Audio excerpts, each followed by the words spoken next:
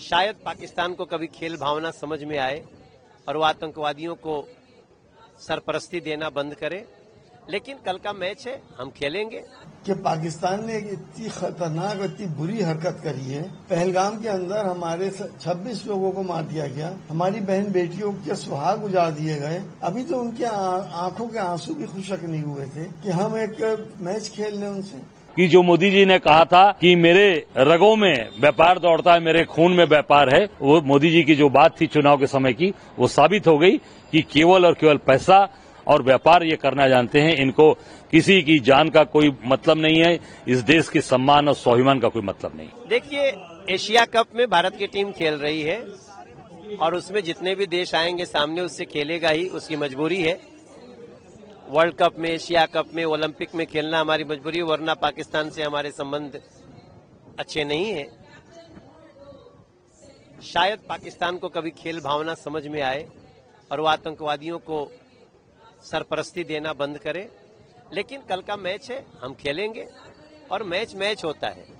दिन पे निश्चित है क्या होगा क्या नहीं होगा, मगर अभी हम आज कंसंट्रेट कर रहे हैं अपने देश में। खेलो इंडिया, अपने देश में हम फिट तो इंडिया फिट। और credit goes to this person Ashish.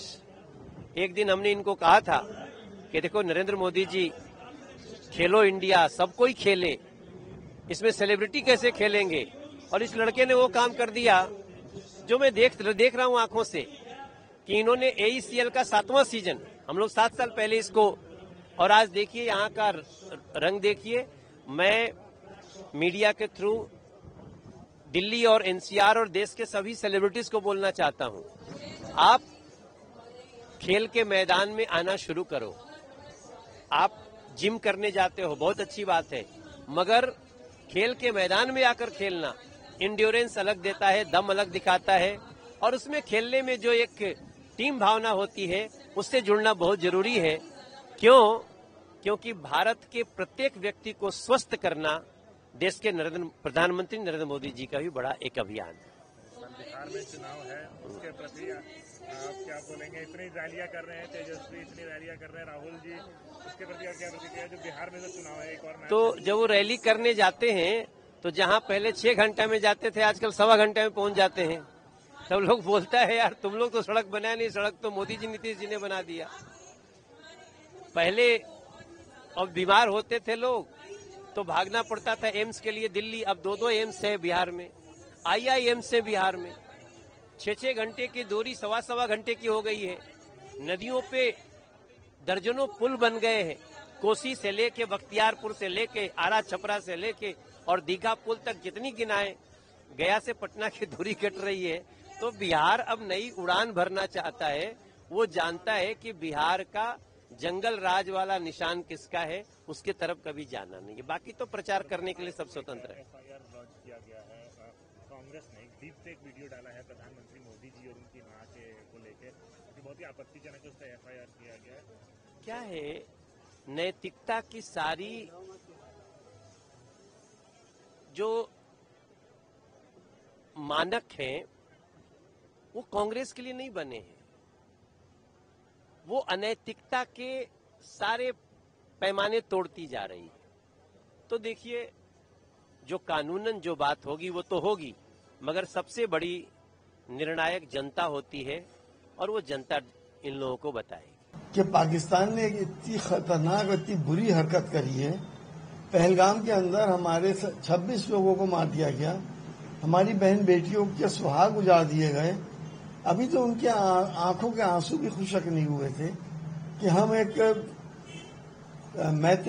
Match खेल लें उनसे, फ्रेंडली मैच हमारे हो जाए। किसी भी, चाहे कोई भी टूर्नामेंट हो, क्या ये बात जायज है कि हमारा देश उन तमाम शहीदों के साथ खड़ा है जिनको आतंकवादियों ने मारा था? और आतंकवादी कहां से आए थे ये मुझसे आपसे छुपा हुआ थोड़ी है। तो इस तरह के संबंध हमें नहीं बनाने चाहिए।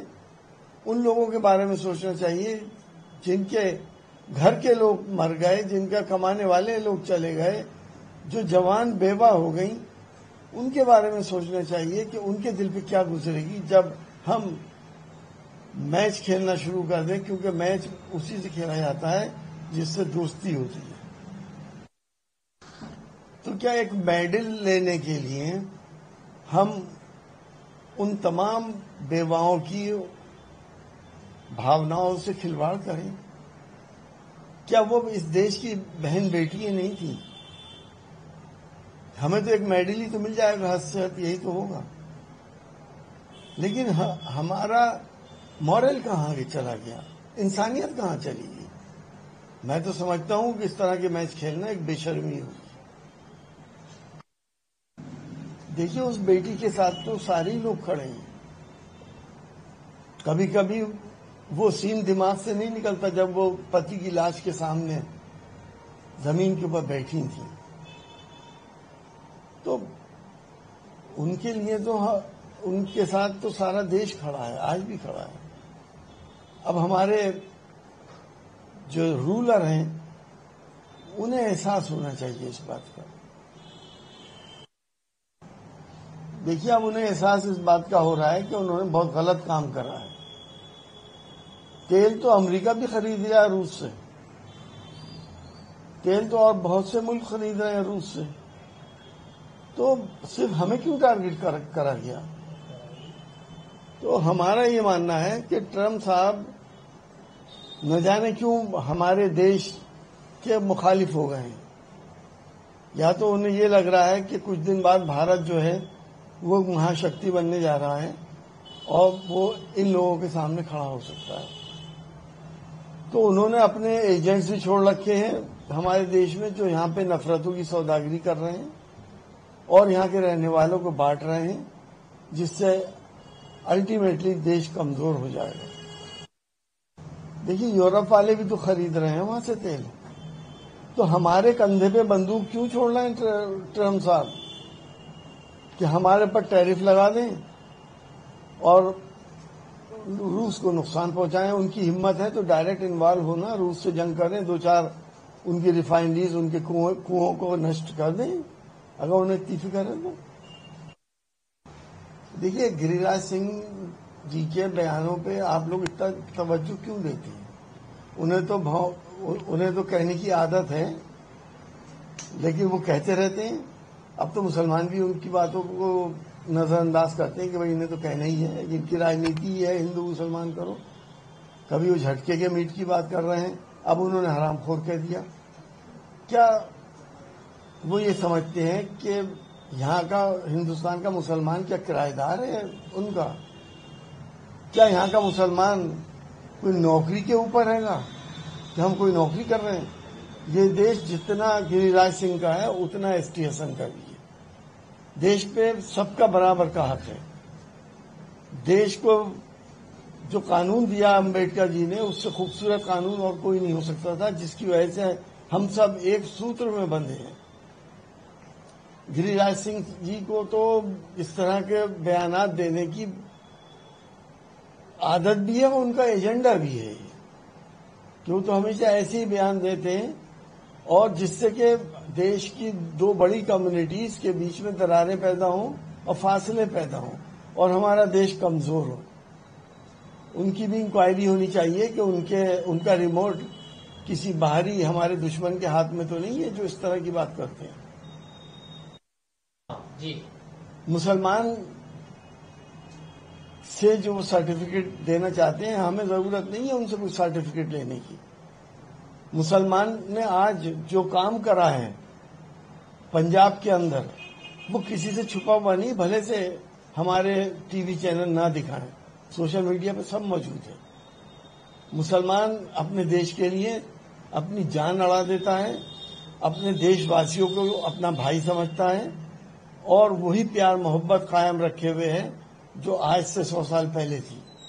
ये लोग कभी कामयाब नहीं होंगे, क्योंकि ये लोगों ने ना तो भारत की जंग आजादी में अपना कोई योगदान दिया, एक भी आदमी इनका शहीद नहीं हुआ। जाके देखिए इंडिया गेट के ऊपर के कितने मुसलमानों के नाम लिखे हुए हैं जो शहीद हुए वहां पर, देश की खातिर ही तो हुए थे। और आज भी मुसलमान देश के लिए क्या नहीं कर रहा।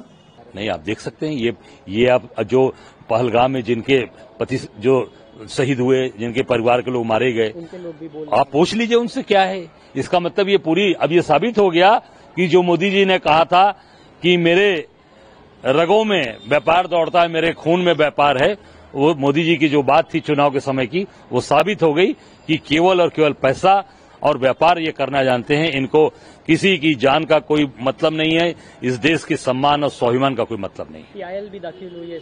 मेरे खून में व्यापार है तो सामने आ रही है। माननीय सर्वोच्च न्यायालय को निर्णय लेना चाहिए और निश्चित मैं आग्रह करूंगा कि इसको जरूर रोकना चाहिए, क्योंकि आम जनता की भावनाएं हैं, वो हमारे देशवासियों की भावनाएं कि ये मैच नहीं होना चाहिए। होता है, लेकिन तेजस्वी यादव ने जो मुजफ्फरपुर में कहा कि 243 सीट पर आप तेजस्वी यादव को ध्यान में रखकर तेजस्वी यादव को वोट करें, क्योंकि मुझे बिहार को आगे लेकर जाना है। तो क्या ये महागठबंधन में टूट है, फूट है, बिखराव है? महागठबंधन को मजबूत ये वक्तव्य करता है। राहुल जी भी जाएंगे तो कहेंगे कि 243 वोट पर मुझे देखकर या कांग्रेस को देख के वोट दीजिए, और लेफ्ट के लोग भी जाएंगे तो यही कहेंगे। साझा का मतलब यही होता है, कोलिशन का मतलब यही होता है। तो जिन सीटों को आरजेडी लड़ेगी, तो क्या उन्हीं सीटों तक आरजेडी का जनाधार है? तो जनाधार तो पूरे बिहार में है। तो ऐसा बयान उनका बहुत उचित है, और राहुल गांधी जी भी ऐसा बयान देंगे, राजेश राम जी भी ऐसा बयान देंगे, और दीपांकर भट्टाचार्य भी ऐसा बयान देंगे। और यही तो कोलिशन है। तो इसको अन्यथा देखा जा रहा है, जबकि मजबूत कोलिशन यही है। इसमें टूट और बिखराव जैसी कोई बात नहीं, इसमें एकता है। बिखराव टूट का तो कोई मतलब ही नहीं है। इसमें पूरा एकता है कि चाहे आरजेडी का कैंडिडेट लड़े या न लड़े, भाई समझौते में सीटें कुछ छोड़नी पड़ेंगी। वहां भी आरजेडी के कार्यकर्ता तो हैं, तो वोट दें इंडिया गठबंधन के उम्मीदवारों को। तो इससे तो और मजबूती हो रही है। दूसरा सवाल सर ये है कि क्रिकेट में जितना रोमांच है, उससे ज्यादा आक्रोश भारत के हर क्षेत्र से लोगों का आ रहा है। भारत और पाकिस्तान के बीच जो मैच होना है, इस पर आपका क्या नजरिया है? इस मैच को लेकर हर सेक्टर, हर सोसाइटी से पाकिस्तान के साथ मैच ना खेलने की बात आ रही है। देखिए, पहलगाम में जिन्होंने हमारे 26 लोगों को सर काट दिया, गोली मार दिया, शहीद कर दिया,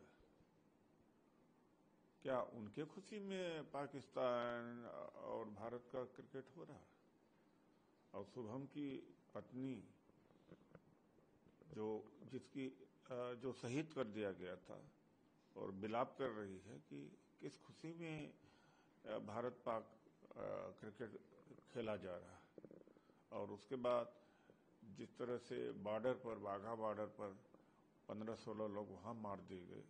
इसके अतिरिक्त भी तमाम हमारे सेना के जवान शहीद हुए हैं, पब्लिक शहीद हुई, संपत्ति का नाश हुआ है। क्या उसी को ये सब खुशी के अवसर हैं क्या?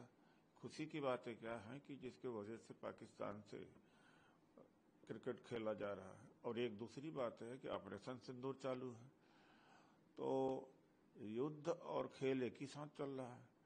कभी मोदी जी ने कहा था रक्त और पानी साथ नहीं बह सकते, अब तो खेल और रक्त साथ बह रहा है। तो जवाब देना चाहिए। पैसे के लालच में अब मैं आगे कुछ कहना नहीं चाहिए, बीसीसीआई का रोल क्या है और वो किसके नियंत्रण में है। तो देश की लोगों की जनभावनाओं के क्या कुर्बानी कर देना। देश की लोगों की जो जनभावना है इस समय बिल्कुल विरुद्ध है, और जब जनभावना जिसको समर्थन न करे और उस काम को अगर सरकार करती है तो यही तानाशाही है। लेकिन मनोहर लाल खट्टर ने कहा है कि पाकिस्तान में के मैच के साथ मैच और ऑपरेशन सिंदूर दोनों बातों को एक साथ तुलना नहीं करना चाहिए। खेल की अपनी एक भावना होती है, खिलाड़ियों ने इसके लिए कड़ी मेहनत की है, सोच समझकर यह फैसला लिया गया है, इसका विरोध करना सही नहीं। क्योंकि बीजेपी ऐसा कर रही है ना, इसलिए अगर विपक्ष ऐसा करता तब आप देखते पूरे देश के अंदर एक कैंडल मार्च निकालते, धरना प्रदर्शन करते, तब तो खेल की भावना ना होती। अगर विपक्ष की सरकार, कोई राज्य सरकार ऐसा करे या विपक्ष की सरकार होती, तब ये खेल भावना इसमें नहीं खोज पाते। तब ये कहते कि हम शत्रु के साथ में कैसे खेल रहे हैं, कैसे खून पानी एक साथ बह रहा है, कैसे खून और क्रिकेट दोनों एक ही साथ चल रहे हैं, तब तो ये इंटरप्रिटेशन देते। एक सर सीरियस कंसर्न है जो पूर्व भारतीय क्रिकेटर मदन लाल ने कहा कि जब भी भारत और पाकिस्तान के बीच मैच होता है राजनीति शुरू होती है, सरकार ने इसकी अनुमति दी है। दूसरी बात यह है कि भारत इस बार मेजबान है और मेजबान देश को न्योता देना पड़ता है। मेजबान पाकिस्तान को ना आने के लिए नहीं कह सकता है। जैसे बीसीसीआई ने फैसला लिया, हम पाकिस्तान नहीं जाएंगे। पाकिस्तान को सोचना चाहिए वो खेलना चाहता है नहीं चाहता है। मेजबान होने के नाते हमें न्योता देना होगा। वो सरकार